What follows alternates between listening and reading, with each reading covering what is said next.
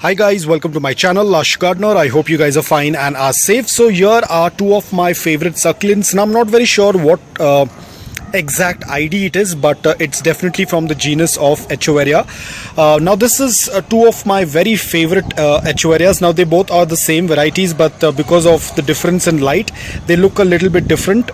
They get a lot of red edges, so I'm not very sure about the exact ID, but it's a dear favorite succulent of mine. So what I tend to do is, whenever I have my favorite succulents and I notice that they are not readily available with sellers, because I haven't seen this variety being sold by any of the sellers, so I immediately start to have a backup. Now when I say about backup, it's basically leaf propagation. I start to leaf propagate the succulents that I love the most. Now guys, understand, if you are a beginner, if the succulent has just been purchased, do not do the leaf propagation. You have to wait at least for 2 or 3 months before you do a leaf propagation, because the succulent has to get adjusted in the new environment. So give at least let's say, to be on the safer side, 3 to 4 months, and then you can do a leaf propagation.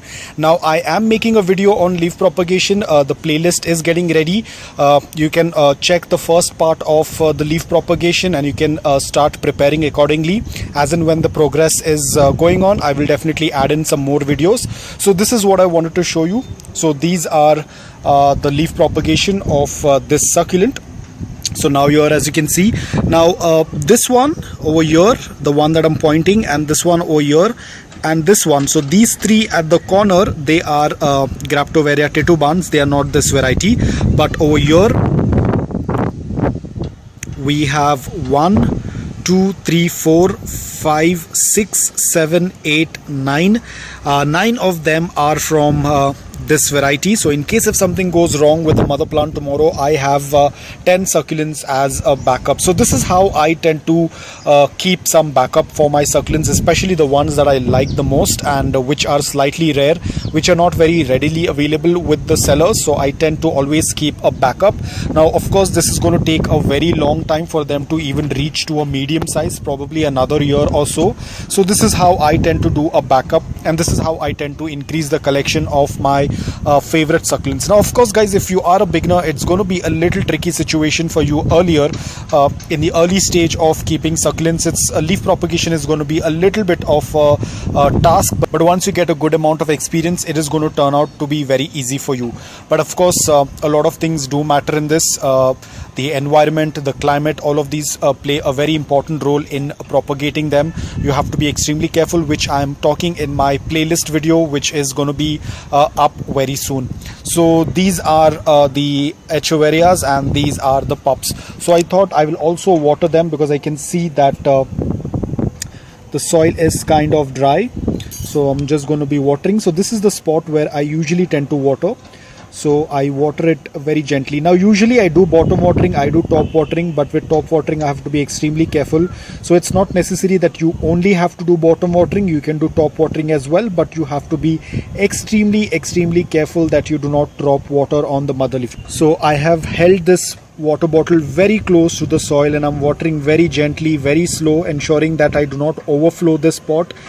Because I do not want the mother leaf to get wet. If the mother leaf gets wet, then it is going to rot faster, or it is going to get dried up much faster, and we do not want that to happen. So as you can see, I wait for the soil to completely get dried, and I water once again. So what I'm going to do is, I'm going to water until the water starts passing through the drain hole. Now guys, as you can see, this takes a very long time compared to bottom watering. That's why I always say that bottom watering is a much easier option than top watering, because in top watering you have to be extremely careful that you do not drop any water on the mother leaf. So top watering also is possible, but you have to be extremely careful that you do not drop any water on the soil. So I have to do this until the entire soil is wet and until the water starts passing through the drain hole. So I'll have to continue doing that. So it's going to take a while, so I'm just going to finish this up and get back to you. So now as you can see, the upper layer of soil is completely dark in color, which means that we are done with watering.